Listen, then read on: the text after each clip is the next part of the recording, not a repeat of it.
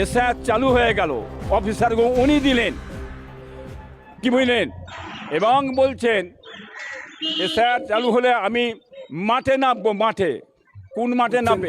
শুনি দেখো ঠাকুর ফুরফুরার বল খেলার মাঠে নামবে না শর্ট লেগের মাঠে নামবে? কোন মাঠে নামবে?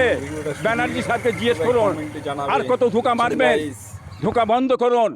আপনার ক্ষমতা নেই, মাঠে নামবার ক্ষমতা নেই। আপনার চ্যালেঞ্জ করে বলছি, ক্ষমতা থাকে আপনি মাঠে নামান, দেখি লোক নামান।